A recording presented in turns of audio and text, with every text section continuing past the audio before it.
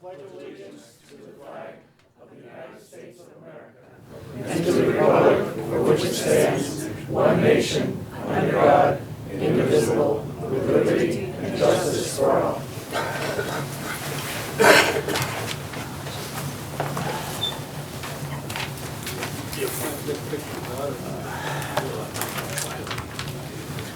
Philipston people. Thank you all for coming. I hope if you had an opportunity yesterday, if you ran into a veteran or anyone, you thanked them, or if you attended a service. Also, Sunday was the Marine Corps, the U.S. Birthday of the U.S. Marine Corps, so it was a good weekend. First item on the agenda is Cemetery Department.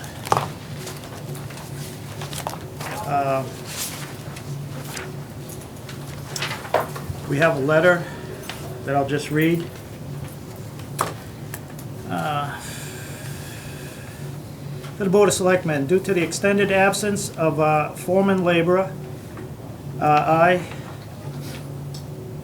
am recommending and requesting Bruce Shaw be appointed acting foreman laborer for a period of 6 months or until the foreman laborer status changes. The acting position of foreman laborer was posted in-house. Bruce Shaw has submitted a letter of interest and has filled in this capacity in the past.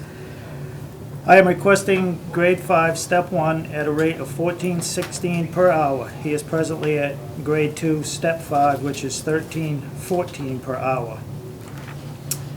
Thank you. Alan Mayo, Cemetery Superintendent. Well, the letter is pretty self-explanatory as far as why we need to fill a position. My foreman has been out on medical for quite a while now, and I don't know exactly when he will return or if he will return. So we just felt that filling an acting foreman's laborer position at this point is a necessity due to what the department does in the winter. We do a lot of shoveling of the town office buildings and a lot of hand labor, cleaning off cemetery lots, jackhammering for graves, things like that, that we need that position.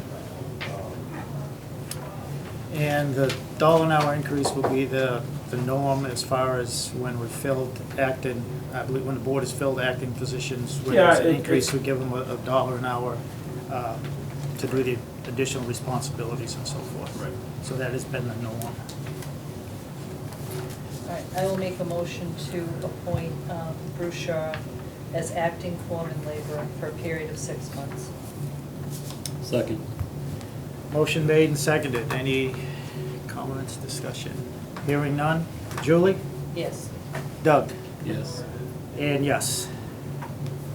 Thank you very much. Thank you all. Thank you.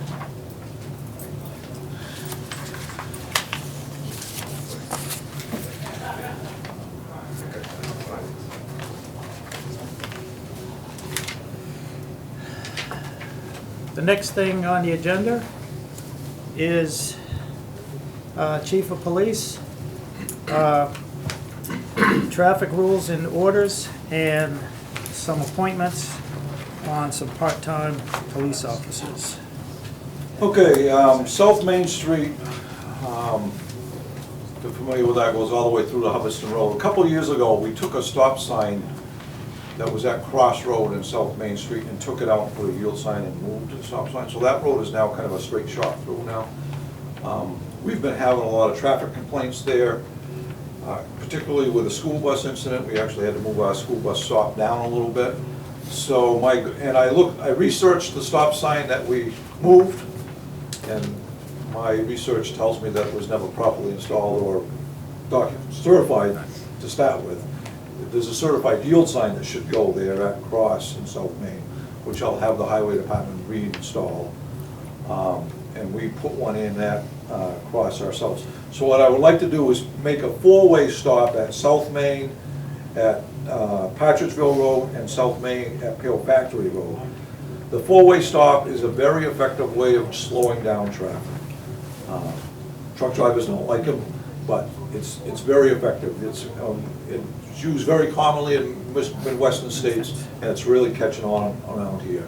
So I'm hoping that'll solve our problem. If not, I'll move to put another stop sign in that crossroad where the illegal one was, so they'll have to go south. And that should take care of the problem. It is a posted 30-mile-an-hour zone, not uncommon for the cruisers to stop them at 50 out there. So we need to slow the traffic down. It's kind of a cut-off route if you know your back roads to Hubbardston and Gardner, so it does get a lot of traffic. And Crossroad is where, what is it, you go Ragged Hill Oh, Road? right, you splits, yeah. split, They that's call it the Ragged Hill, but cross- South Main actually keeps Go- going road and crossing. Right, and Crossroad goes through to Hubbardston Road. Correct. And as So- someone who walks his dog up that route, like every day, I will attest that Right. there ain't too many people doing 30. That's right. So we did put in a new 30-mile-an-hour sign and a school bus stop sign, and then I'll put this 4-way stop sign and a yield sign in, and we'll monitor it, and then hopefully that'll solve it. Because they don't do 30 down Partridgeville Road, they don't do 30 down Pale Fat, I mean, that whole, nobody does Right. 30 out It's there. a Very it's a few. good section of road, too. Yeah, it's So straight people away. can tend to speed on. I'll keep my ears open for screeching tires and stuff. 'cause Well, what I it'll was take a thinking we while might to- do is put move the temporary, the message board up there and put it up, traffic change, stop sign ahead or something like that on both sides for maybe a week. No, it's, Something I like that. think it's a good You know, idea, put and a lot of 200 or people. 300 yards ahead of it. And a lot of people up Because there people, will it's gonna surprise appreciate it. people. Yeah, correct. it'll, but it will, a lot of people up there, I believe, will appreciate it, because I Right. get comments, I get stopped. Yeah, I've They had a said, lot of concerns from the neighborhood. So they talk about the traffic, and there's also truck traffic that cuts through Sandbank out that back way, they come up Ragged Yep. Hill, they come on Pale Factory, so. It is gonna it's- take us a little bit of time, we have to get, when you do a 4-way stop, you get it indicated, it's 4-way stop, we don't have any of those in stock, we have to get them made. Stop with a 4-way underneath. Right, yeah. So- Can I interrupt for a second? I am from the Midwest, where 4-way stops are ubiquitous. They're all over the place. And I come to New England, it's kind of a shock that there aren't any here, Right. because they teach you in driver's training when you're out in the Midwest. A 4-way stop means look to the right. The car on the right has the right of way. There are a few 4-way stops that I traffic here in New England. Nobody knows that rule. I've been run out of the intersection by people who don't know they look to the right. So I think it's a great idea, there should be more of them. Right, and we do have, I've been putting them in around town in different places, and they have been on the west, so. If it'll slow. So that would Slow it require a down a vote little for the bit. board, and that certifies it. I'll make a motion that we create a 4-way stop to place the stop signs on South Main Street, northerly direction at the intersection of South Main and Partridgeville Road, and South Main Street, the southerly direction at the intersection of South Main and Pale Factory Road. Second. Motion made and seconded. Any further discussion, comments? Does anyone that lives out that way happen to be here? I don't see anyone. Hearing none. Julie? Yes. Doug?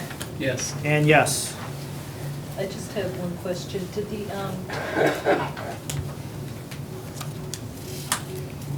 the traffic Rules and regulations. speed, the thing that checks your speed, did that ever get repaired?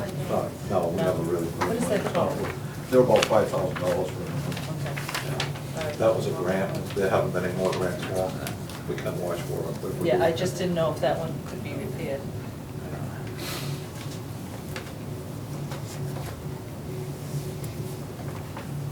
Appointments?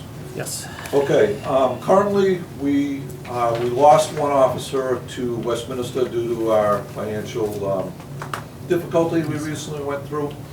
The junior officers in the department, many of them filed no applications, not knowing what their future was gonna be. Can't plan.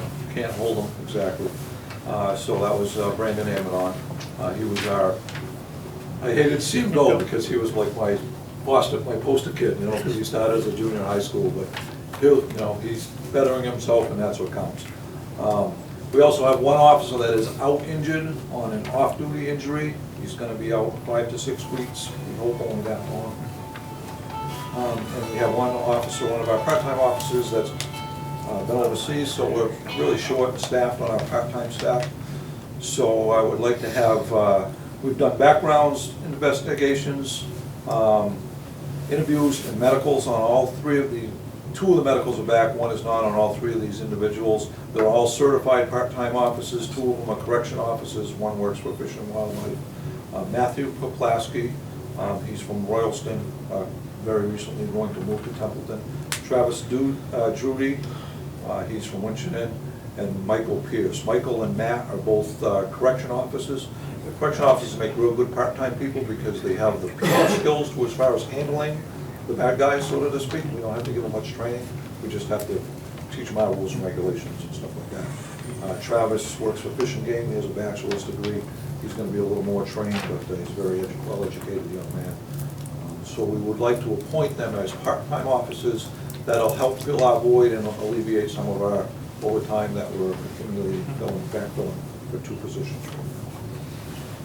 I make a motion to appoint Matthew Poplaski, Travis Drudy, and Michael Pierce as part-time officers effective November 12th, expiring June 30th, 2014. Second. Motion made and seconded. Any comments? Mr. Chairman, is Yes. Judy also going to bag us if we're over our daily limit? Probably. I'd vote no. I think we've already got a nickname, a trout trooper. All right, any other wise guys? Resist. Uh, Fish jokes. Julie, Yes. Doug, Yes. and yes. One question before you, why we have you here. Okay. I just have a question. At the end of shifts, do the officers, either the, I don't know, senior officer, or does each officer, do they write up like an after-action report, like what went on during Well, their we shift? call it shift turnover, okay? So they'll review, when the new shift comes in, they review their previous 8 hours worth of calls with the two senior officers, but there's only 4 of them, so generally they're all together, so it generally doesn't have to, well, if you want to call it. Well, whatever the We word call it is. turnover. Yeah, whatever the word is. Yeah. So there's Yeah, we something do it, on the the record dispatchers do the that, same thing, actually. Yeah. okay. But it's a verbal turnover versus It's a verbal written? turnover, but our logs are all computer generated, so if an officer forgets to tell them something, their first order of business is to punch, they have to log themselves in, because if they don't get paid, so they always do. And they review that log, and they're supposed to review it for the last 16 hours, or the last time they worked, and so if they're on their days off, they actually look at 2.5 days worth of logs. So, Do they first keep order of a- business is for your starting issue. Do you by chance keep a record of the mileage? In other words, like the Absolutely. shift starts with Yep. 10,000 miles and it ends with, so you have an idea of the Absolutely. does get done? Yeah. What do you Just- need? Give just- me anything you want. Just curious. We log everything. You know, sometimes I have too much time on my Yeah. hands. Yeah, it's nice. They log on, they have to sign on the air. You probably don't hear it now because we changed our frequency, but anybody that monitored the old frequency through a scanner, every time they sign on with their starting mileage and their car number. It's punched right into the computer. The next guy signs on and it's all So that's all done through the laptops that all they have in computerized. now. Yeah. And then there's a printout of that? Yep. Or you can Yeah. get one? Yeah. I can look at, tell you how many miles a guy does, and some guys put on 100 miles a night, some guys put on 30 miles. But it depends on their job assignments. Some guys are in the station doing paperwork and so on. Just curious. Okay, All right. any other questions? Anybody else have anything? All right, thank you. Yep. Well, that's okay. The next thing on the agenda is the Edgewood Development Company. This goes back a while, actually 2009. Some of you may remember it. I know, like Pete was, I used to be a member of the back row guys. We used to always be at all the selectmen's meetings. There was a development going in, and at the time, we had started the common improvement committees, and a lot of work was going on at Gilman Waite. And this came up that they wanted to help out the town.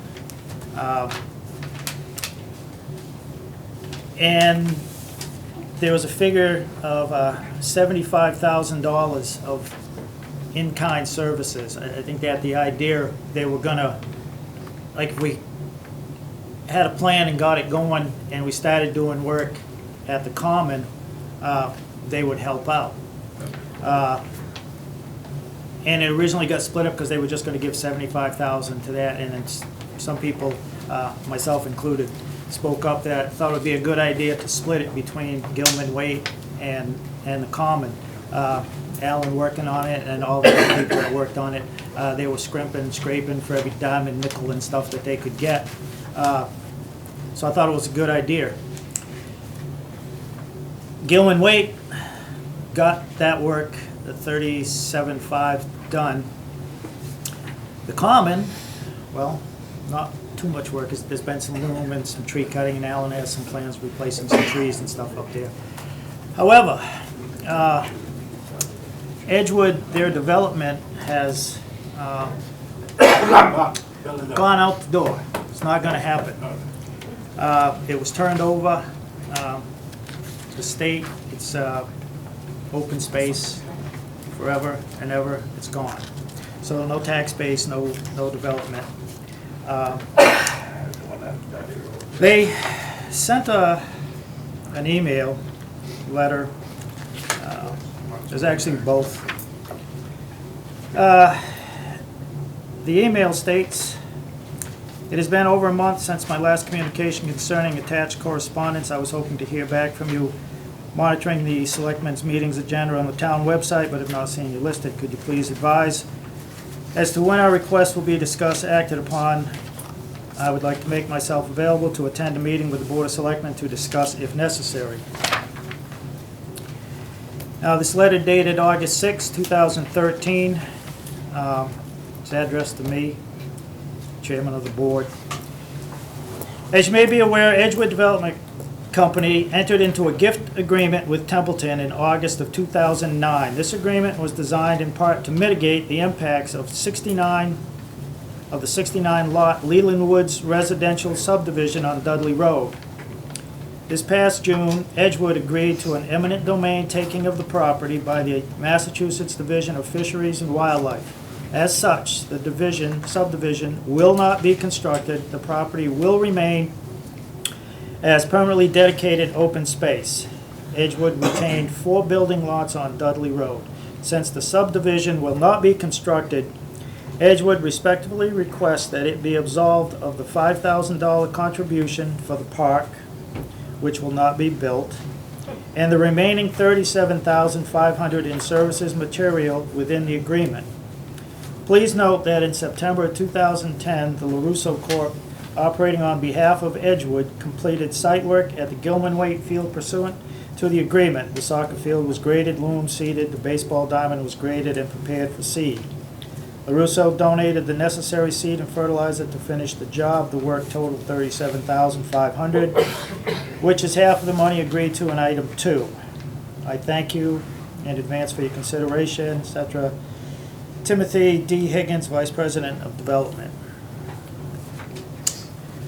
I was reading through the agreement back in '09, and on the second page,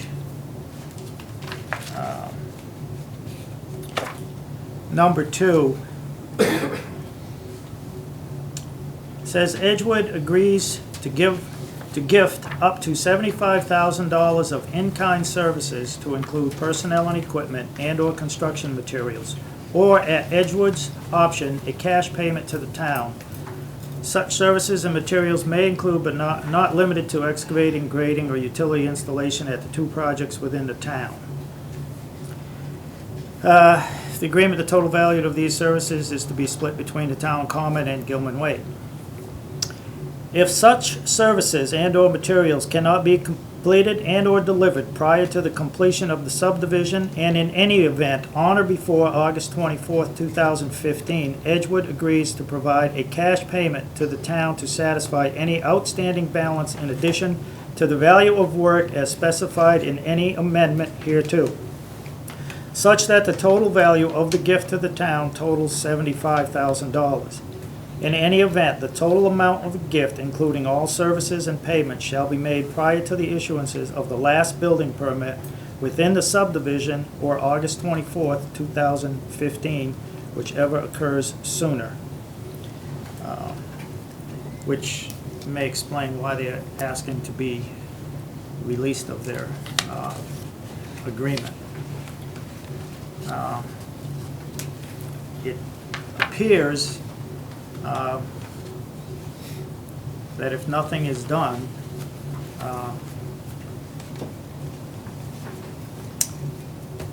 before August 24th, 2015, the Edgewood could be held to a cash payment. I know that would create legal bills and such.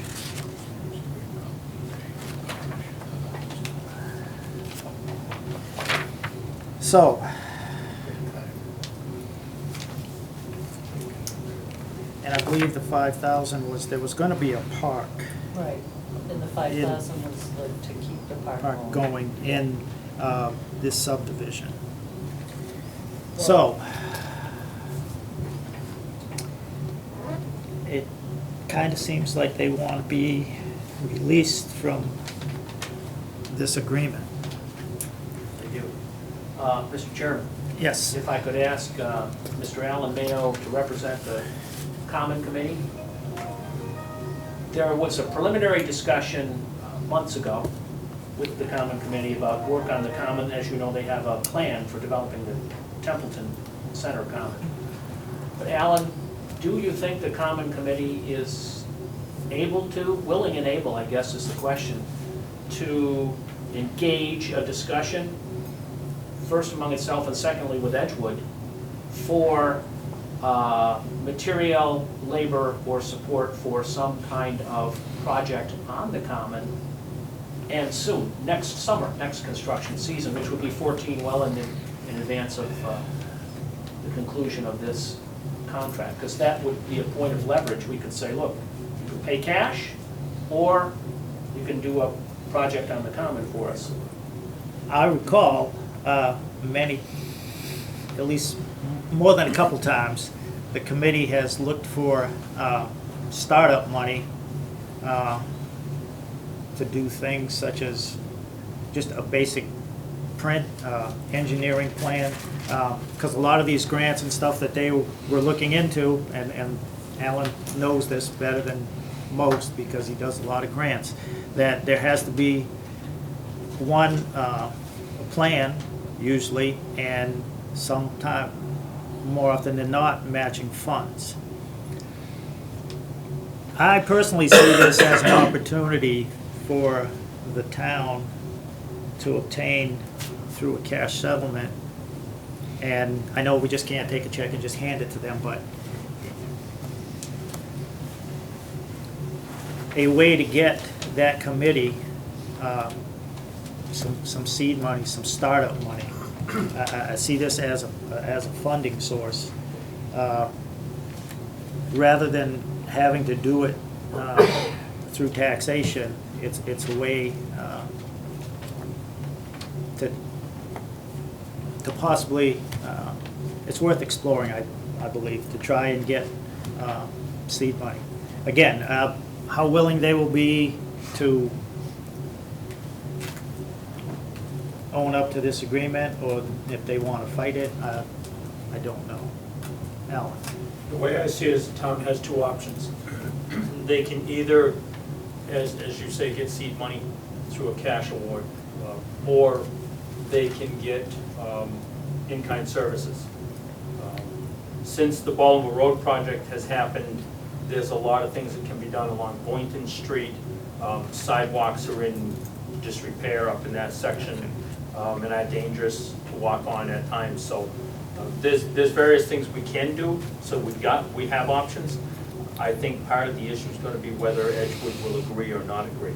I think that's where we're going to be at. Yes. In your opinion, which would be more valuable to you at this point in time?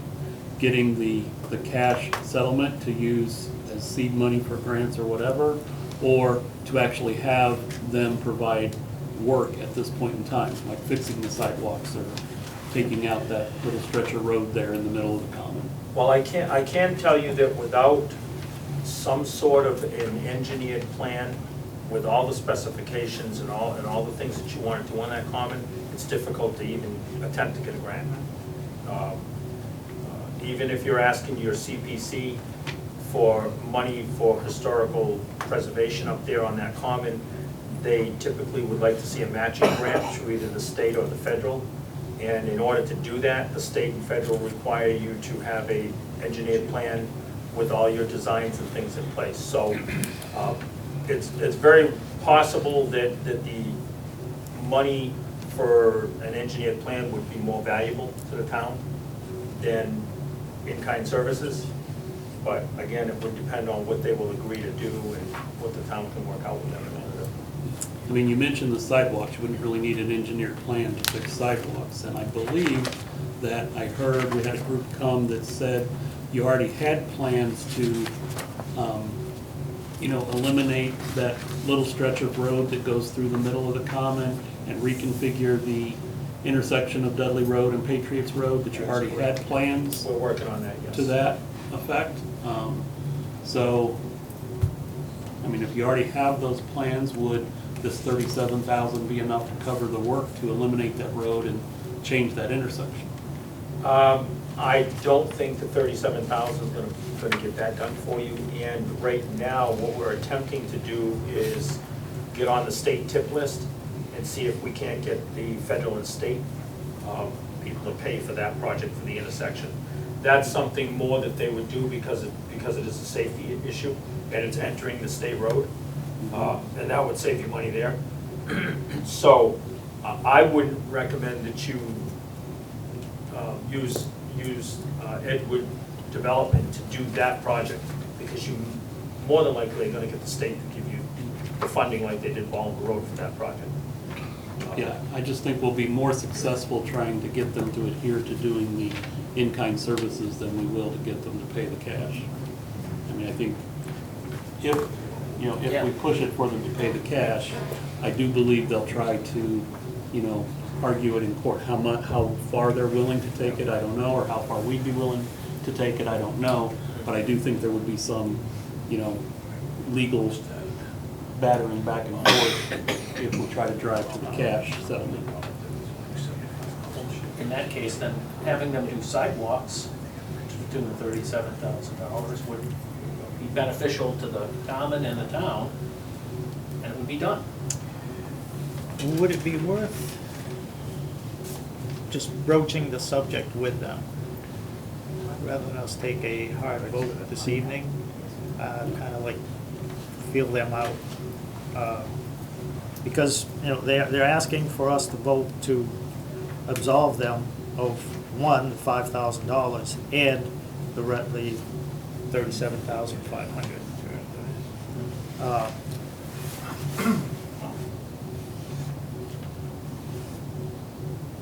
So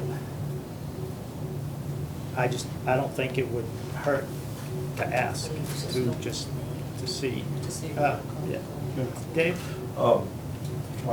My opinion on the intersection of Dudley Road and State Road. The state will require a fully engineered plan. The plan we have is just a graphic plan. It's not, I mean, you can't touch a state road. You can't put a stop sign on a state road without their permit. And that's got to be all engineered and all like that. So that would be a very expensive project to do. I agree with taking the short section of South Main and South Road. Yeah. That's a whole different project. And I think it would get very expensive. I'm just gonna get to the fire chief. If- Ray? As an old excavator, they've probably depreciated their equipment already, and they're holding on to depreciated assets. If they're looking for in-kind services, they're probably doing it to try to get a better value for their cost. Perhaps there may be an opportunity with some of their used equipment. I'm just throwing it out there.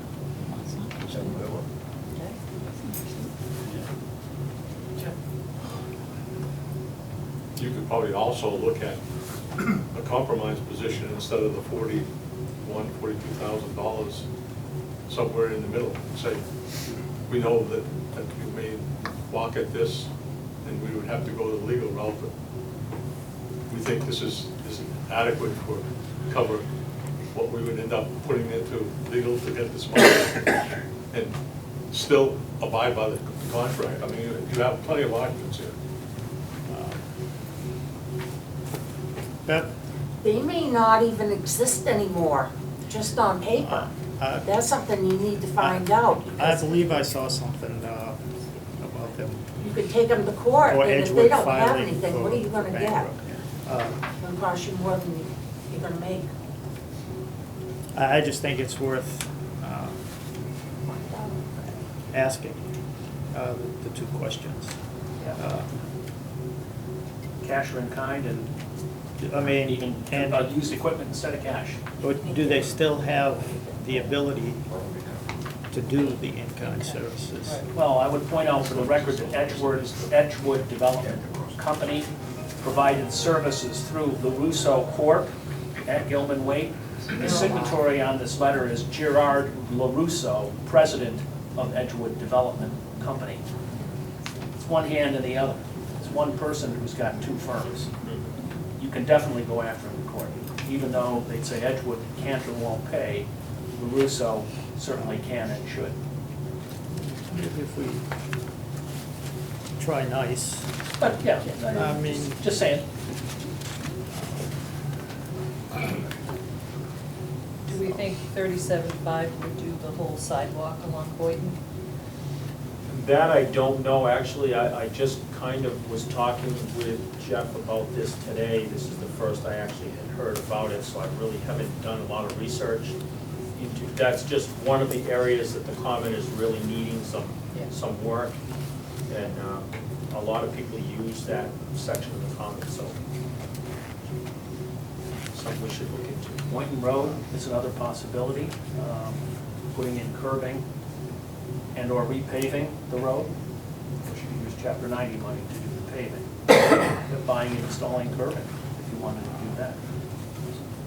Another possibility for this money. no, I think, So let's start find the out what our conversation. options are, yeah. and see what, the, so, and, no, we did not vote to absolve them. Right, And right. not, not the preferred way. I mean, if we can hold them to it. On our end, it's not going to expire until 2015, so We have time. we have time.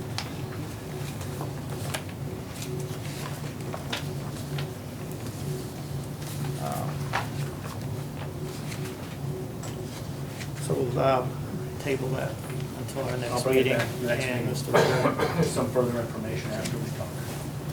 So you're gonna contact them and ask questions? Yeah, or I can call, or Mr. Bennett and I can call collectively. I don't know whether you want to Okay. authorize me to negotiate on behalf of the town, but happy to do it.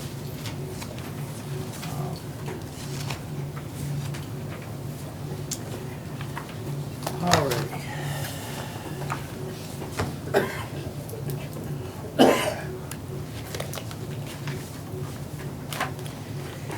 The next item on the agenda is to vote on a waiver of municipal appropriation requirement. And this would be addressed to the Massachusetts Board of Library Commissioners.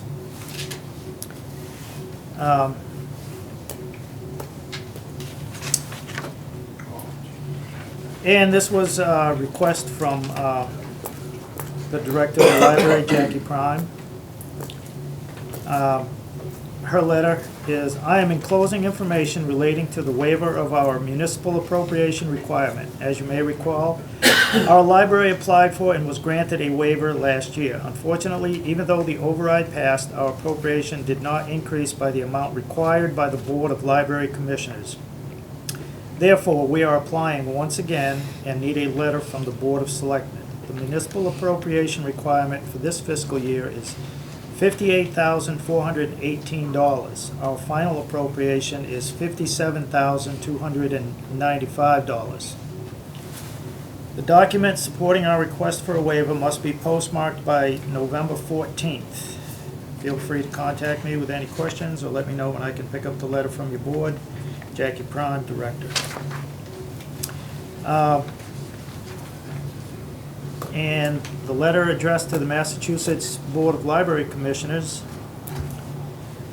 Waiver of municipal appropriation requirement. Dear ladies and gentlemen, as the town of Templeton has had severe budget cuts, the Boynton Public Library in Templeton, Massachusetts is requesting a waiver for fiscal year 2014. At the annual town meeting on May 14th, 2013, the Templeton Advisory Board recommended level funding the library, and the library budget of $54,295 was approved by the voters.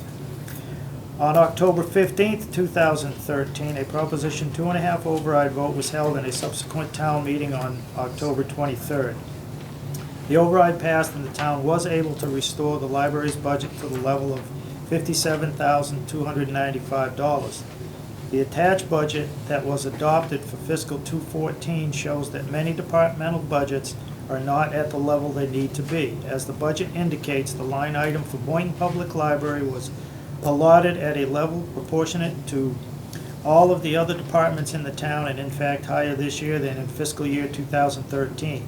However, it is our understanding that the municipal appropriation requirement set by your board for this fiscal year for the library is $58,418.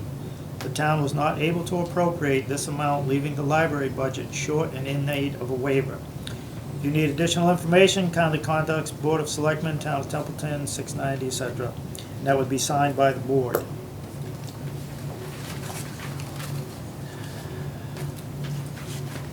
I make a motion that we approve this letter and sign it tonight so that it can be sent.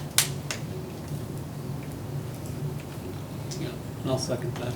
I do have a question though. Motion made and seconded. Any discussion? Yes.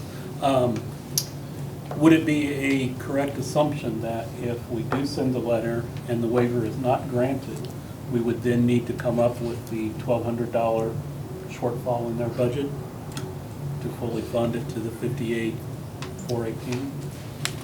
Two responses. One, it will be granted because many towns across the Commonwealth are requesting waivers. They were almost by blanket decision granted last year, and for the same reasons would likely be granted this year. We did increase funding. We just didn't increase it enough to meet the state required minimum, so we made a substantial commitment. Number two, if we fail to appropriate enough, we would in fact lose their contribution if they choose not to grant the waiver.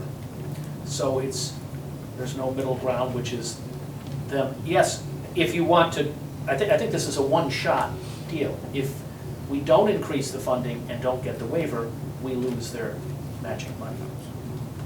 So there is a risk here that the town is preparing to take, that if they don't grant the waiver, you don't get the state library matching money.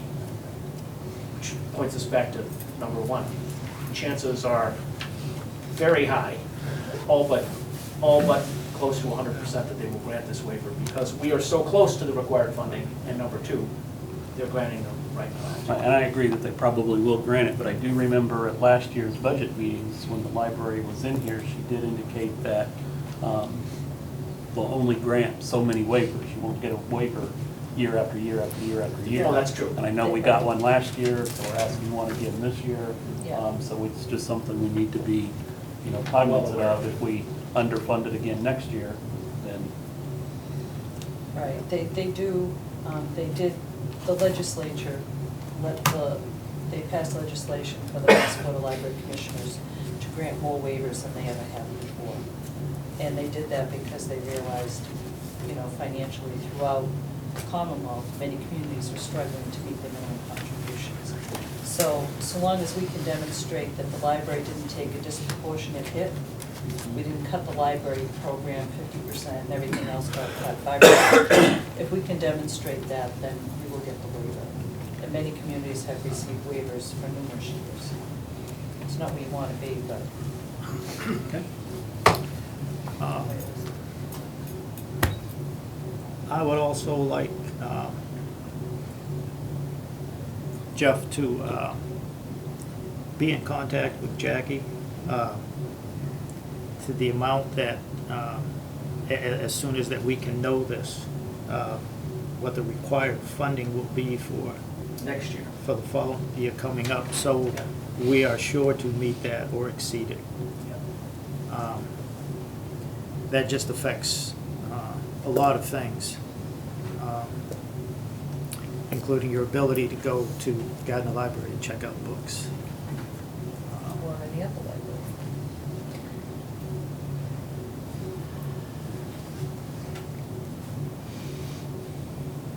That's a FY15 budget request.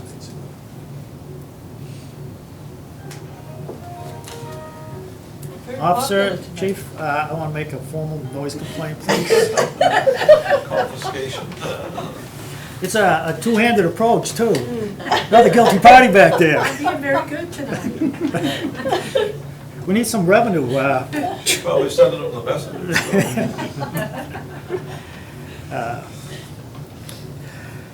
All right.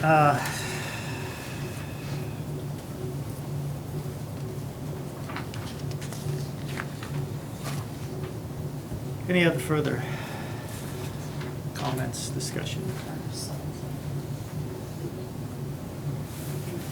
Julie? Yes. Doug? Yes. And yes. All right. Now,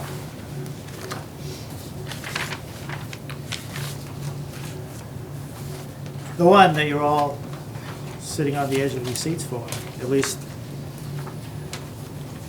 a couple of them are. 1, 2, 3, 4. Maybe. No, you got a contract. You do it because you like it.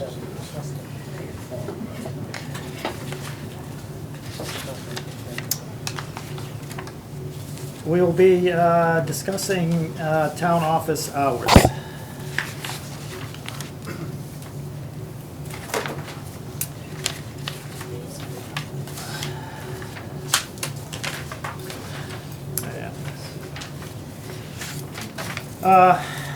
As you know, we the override that fortunately passed, part of it was to fund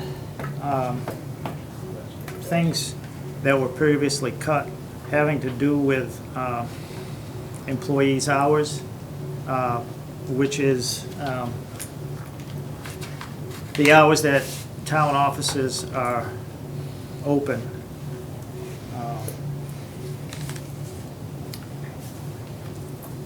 And part of the discussion is to decide if we wish to go back to being open 5 days a week.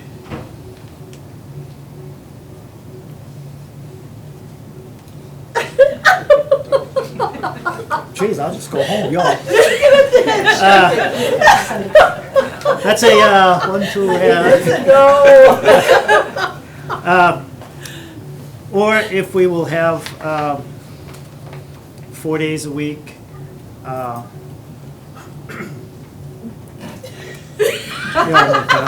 It's counting. 3 days a week. The cemetery commission there is being neutral, I notice. Probably die a month Doesn't through. affect me. So, Alan works the hours you tell him to work, and you just,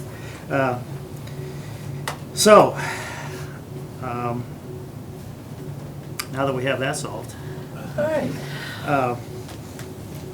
But if, for instance, that has been being done by Carol Harris, the town clerk, she has been opening on Mondays, extended hours, which,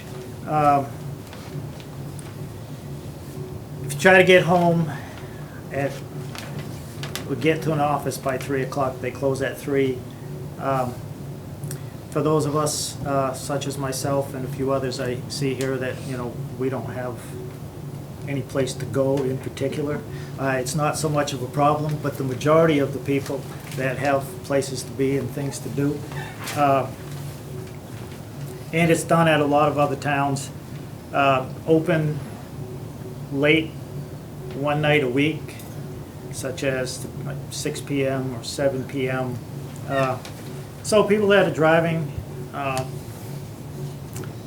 east of 495 or thereabouts in between, or the other direction, north, south, whatever, you have a better chance of getting home and getting your taxes paid, registering to vote, picking up nomination papers. Just if you work, if you're retired from the town, you just want to check on something, you need to come into the Board of Selectmen's office for a permit or anything like that. A building permit or a question. So,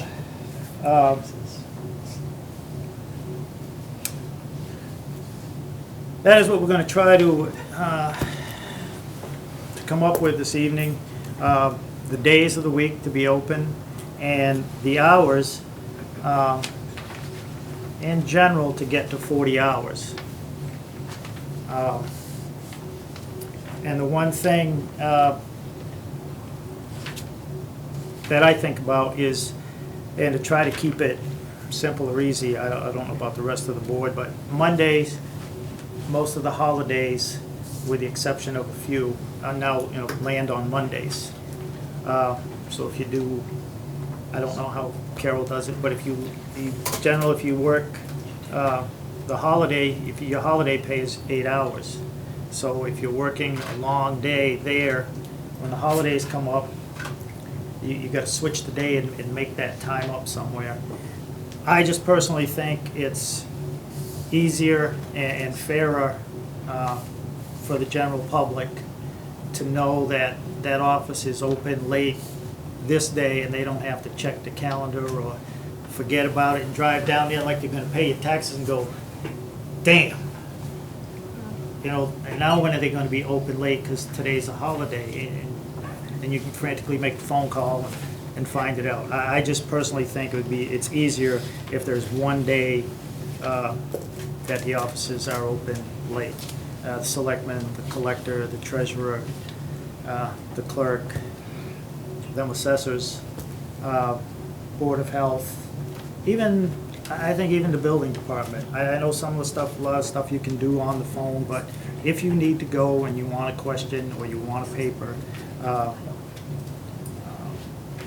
I think that it's a convenient, a responsible thing to do and a service to the people who use the services, and that's the taxpayers in general.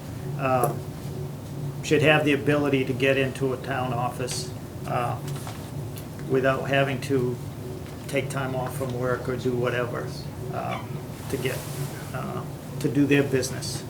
And first and foremost, that's why town government exists, to serve you all who pay the bills. So, I have times that I've jotted down, but I'd like to hear from another point of view besides mine. Yeah. I agree, about the Mondays because of the holidays. Monday's not a good day because when you have the holiday, you gotta switch it. But also, at least with this schedule that we have here, being open the late night, 3:30 to 7:30 on a Monday, now if we needed a department to be at a selectmen's meeting, they're not gonna be able to, so our meetings are either gonna go late or we need to change our night. So that's the second reason I don't think Mondays are a good night for it. I do agree that the 4 days a week is probably plenty, especially if we have a late night. That's a benefit to the people. Not being open on Friday is also a cost reduction benefit to the overall budget. So I do like the 4 day a week.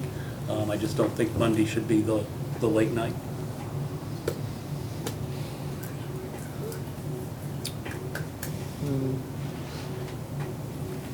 Are you still doing your math? Doing math, and the proposal that was in our packet came out to a 39-hour Yeah. Week rather than. week rather than a 40, so that's gonna be problematic. I do agree about the Monday opening late because of the holidays, and if we need, it should probably be a different night than Monday. As far as Friday,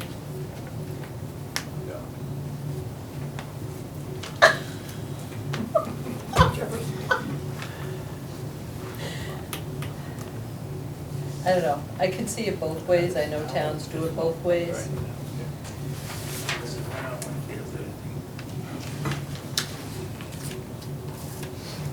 Yeah, I have to think about the people that we're serving. And I'm not sure that being closed on Friday is serving the most people in town. So, still haven't made up my mind.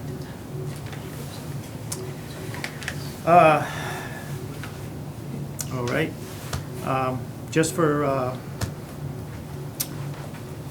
the heck of it, the schedule that was proposed that's in our packet, it had Monday, 7 to 3, offices closed 3 to 3:30, and then reopened 3:30 to 7:30 p.m. Tuesdays, 7 to 3, open to the public, and then employees working office hours 3 to 4 p.m. Wednesday and Thursday, the same proposed schedule. And as Julie indicated, that comes up to 39 hours. As I stated, I personally don't like, I think Mondays with the holidays, it's too much shifting around. I proposed, or my schedule here is 7 to 3 on Mondays. Tuesdays would be the 7 to 3, close 3 to 3:30, open at 3:30 to 7:30 p.m. Wednesdays and Thursdays, 7 to 4 p.m. And closed on Fridays. I went looking through the proposed hours for fiscal year 15, which is fully funding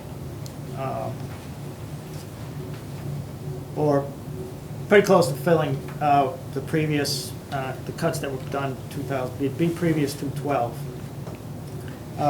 And I was looking at the hours that offices are open and the hours of the employees. And one is the building department. The building inspector is listed at, I believe his thing is 25 hours. But the secretary, Donna Davis, is 30 hours. So there is kind of a mix for some offices, just due to the fact, like the town accountant, he's only here so many hours per week.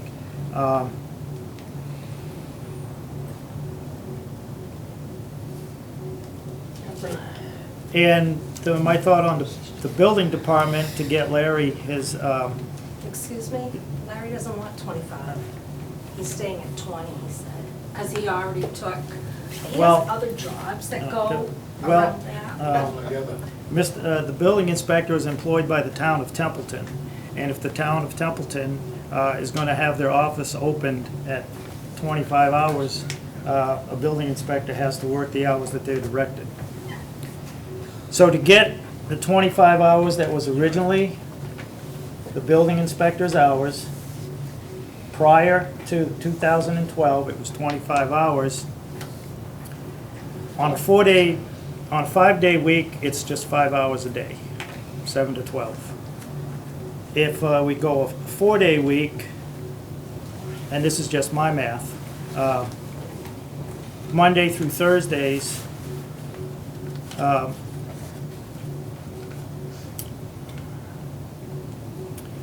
3 days a week, you would do 7 to 12, and Monday through Thursday, you do 7 to 12. He's currently saying that he works 5:45 a.m. to 10:45 a.m.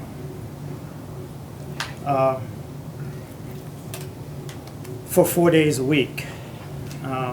Again, his office assistant gets 30, and before the cuts that for the 2013 budget was 25 hours a week. And since we're restoring those hours, that was what the people were told, the tax peoples were told when they voted for the override. And I think it's disingenuous to tell them one thing and then do another. So, Bethany. When you're talking about scheduling and hours, I have a question because the math comes out different one way or the other. Whether lunch breaks are considered paid or unpaid, because when you're doing the math, if they're unpaid, then our hours, our open hours need to be, a half an hour longer every day. Which is another thing. I kind of feel like that's got to be settled first in order to determine how many hours we're working and things like that. Whether it's paid or unpaid, and I believe there is state law to make this back this point. Employees that you have a lunch break. You have to take your lunch break. You're supposed to be away from your work.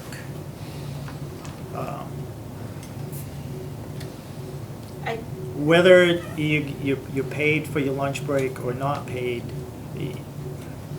I believe we can get in trouble having people sit at their desk, and I know people do it, and I don't want